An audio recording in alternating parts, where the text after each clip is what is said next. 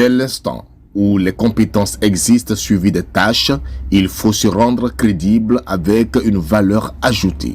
C'est à travers ces mots que le professeur Cesc Daniel, secrétaire exécutif du CRESAC, Centre régional d'évaluation en éducation, environnement, santé et d'accréditation en Afrique, a encouragé au micro de Canal Ivoire des structures de santé, d'éducation et d'environnement à aller vers l'accréditation. C'était le vendredi 9 juin 2023 à l'université Félix Houphouët-Boigny de Cocody à l'occasion de la journée mondiale de l'accréditation en abrégé JMA. Il faut dire que chaque année, le 9 juin, l'International Laboratory Accreditation en abrégé ILAC et l'International Accreditation Forum IAF avec tous les acteurs du domaine de l'accréditation célèbrent la journée mondiale de l'accréditation. Organisée sous le thème générique accréditation, soutenir l'avenir du commerce mondial, l'édition 2023 en Côte d'Ivoire a été organisée par le CRESAC. Placée sous le co-parrainage du ministre de l'Enseignement supérieur de la recherche scientifique ainsi que celui de la santé, de l'hygiène publique et de la couverture maladie universelle, la cérémonie s'est déroulée précisément à l'amphithéâtre des sciences pharmaceutiques et biologiques. Il faut dire que l'organisation de cette activité vise entre autres à comprendre l'importance de l'accréditation dans le développement du commerce mondial,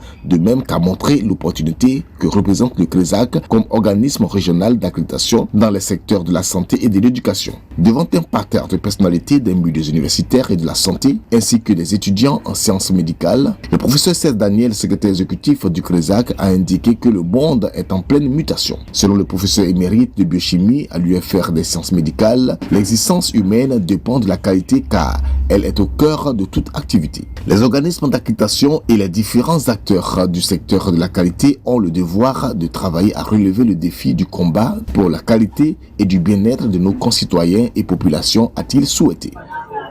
L'organisme qui est accrédité, bien entendu, eh bien, c'est un organisme crédible, donc qui permet donc à sa clientèle d'être fidèle, qui attire du monde, parce que tout le monde sait qu'il fait du beau travail.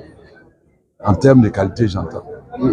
Ceci est valable aussi bien pour la santé que pour l'éducation. Si les enseignants sont bien formés, bien entendu, forment bien, n'est-ce pas, donc les enseignés, donc les élèves, je pense que c'est le pays qui gagne.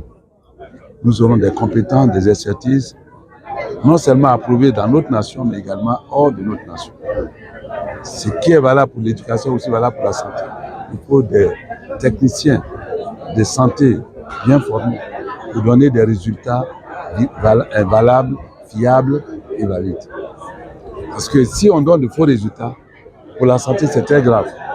Le représentant du ministre de la Santé, de l'Hygiène publique et de la couverture maladie universelle, le professeur Soro Kuntele, directeur de cabinet, a livré le mot du ministre Pierre Demba. Il a exprimé sa gratitude au CRESAC qui, selon lui, à l'occasion de ces journées, a toujours su mobiliser les différentes communautés concernées, à savoir l'éducation et la santé. L'intérêt particulier que revêt cette conférence porte sur deux secteurs d'activité, non des moindres, la santé et l'éducation, qui sont deux secteurs sur lesquels aucune économie durable ne peut se bâtir sans les inscrire dans un processus global d'accréditation.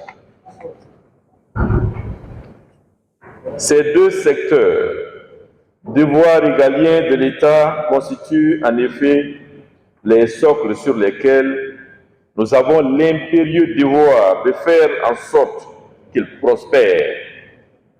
Je remercie également le CRESAC pour avoir réussi à réunir une assemblée aussi distinguée d'experts dans un même lieu pour échanger des thèmes aussi pertinents qu'instructifs.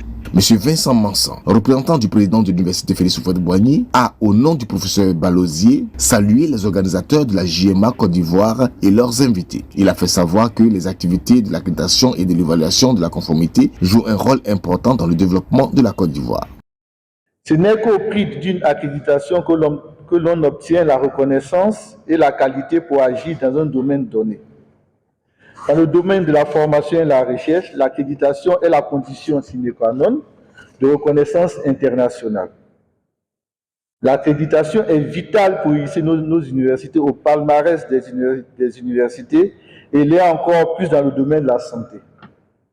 Les sous-thèmes qui seront développés tout à l'heure nous permettront de comprendre les enjeux et les défis de l'accréditation, sans oublier l'opportunité qu'elle représente. Il faut dire que dans le cadre de cette JMA 2023, deux conférences ont été données. La première a été animée par le professeur Mireille Dosso, directrice de l'Institut Pasteur Côte d'Ivoire, sur le thème « Enjeux et défis de l'accréditation dans le développement durable du commerce mondial, cas des secteurs de la santé et de l'éducation ». Quant à la deuxième, elle fut l'œuvre du professeur Boni Jean-Sylvain, chef de service de médecine de travail, membre du secrétariat exécutif du CRESAC sur le thème « Le CRESAC, opportunité d'accréditation régionale ». Ces deux conférences ont été suivies d'échanges avant la clôture faite par la représentante du ministre de l'Enseignement supérieur et de la Recherche scientifique, le professeur Nyan Kofi Yolande, conseillère technique du ministre, suivi de la photo de famille. Pour rappel, c'est le 27 avril 2005 qu'est né le CRESAC.